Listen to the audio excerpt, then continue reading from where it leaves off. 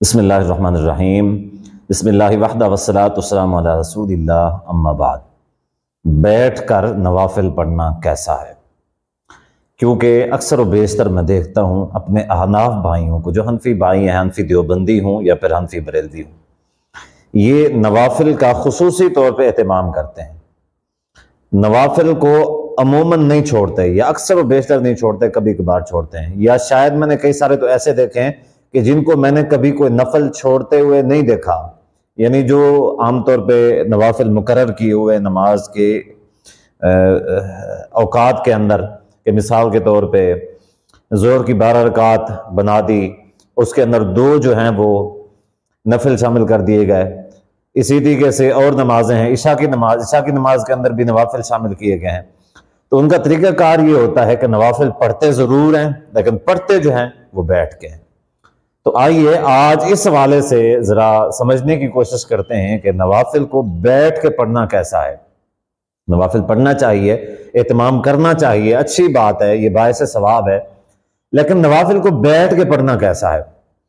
تو اس کا جواب یہ ہے کہ 2 حدیثیں آپ لوگوں کے سامنے رکھوں گا۔ پہلی حدیث صحیح مسلم کے اندر 1724 نمبر ہے۔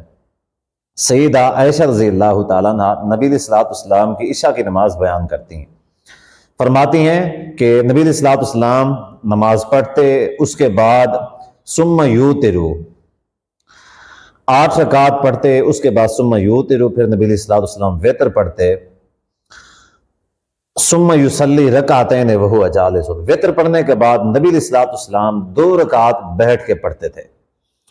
اچھا، یہ نبی علیہ الصلوۃ والسلام کا بیٹھ کے پڑھنا، اس کا جواب کئی سارے محدثین نے یہ دیا ہے، علماء نے،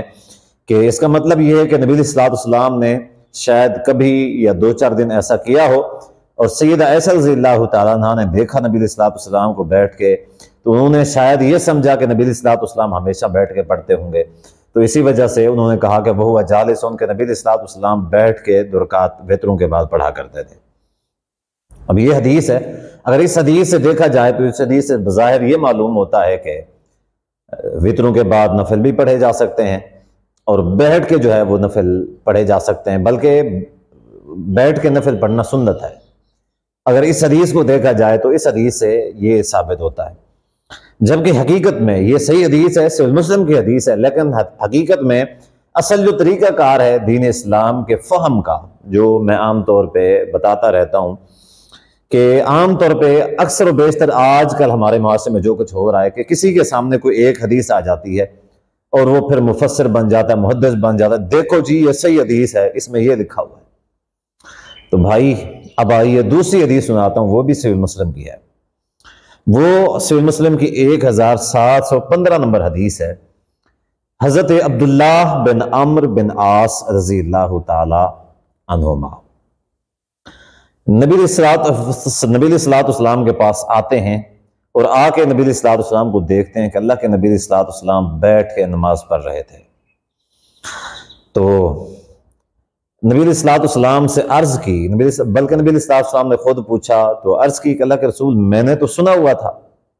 میں نے سنا ہے کہ آپ نے فرمایا ہے کہ جو شخص بیٹھ کے نماز پڑھتا ہے اس کو آدھی نماز کا ثواب ملتا ہے، جبکہ اب جب میں آپ کو دیکھ رہا ہوں تو آپ خود بیٹھ کے نماز پڑھ رہے ہیں۔ تو کیا یہ جو میں نے سنا ہے کہ بیٹھ کے نماز پڑھنے کا آدھا ثواب ہوتا ہے، کیا یہ بات صحیح ہے؟ نبی علیہ الصلوۃ والسلام نے فرمایا کہ ہاں یہ بات بالکل ٹھیک ہے، ایسا ہی ہے۔ اچھا،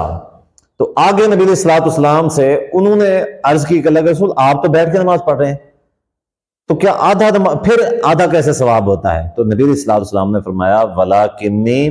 لَسْتُ كَأَحَدٍ مِّنْكُمْ، ہاں میں ضرور بیٹھ کے نماز پڑھ رہا ہوں،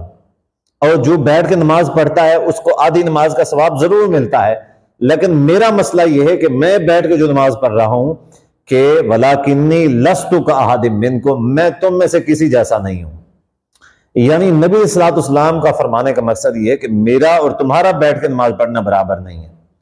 تو گویا کہ اس کا مطلب یہ ہے کہ نبی علیہ الصلوۃ والسلام اگر جب بیٹھ کے نماز پڑھیں تو بھی آپ علیہ الصلوۃ والسلام کو پورا اجر ملے گا، آدھا نہیں ہوگا۔ لیکن امت کے لیے یہ حکم ہے کہ جو بھی بیٹھ کے پڑھتا ہے تو اس کے لیے یہ ہے کہ فرضوں کے حوالے سے تو بغیر عذر کے بیٹھ کے نماز پڑھنا جائز نہیں ہے، یہ بات ذہن میں رکھ لیں۔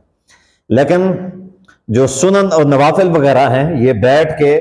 پڑھی جا سکتی ہیں، لیکن بات یہ ہے کہ اس کا اجر جو ہے وہ آدھا ہو جاتا ہے۔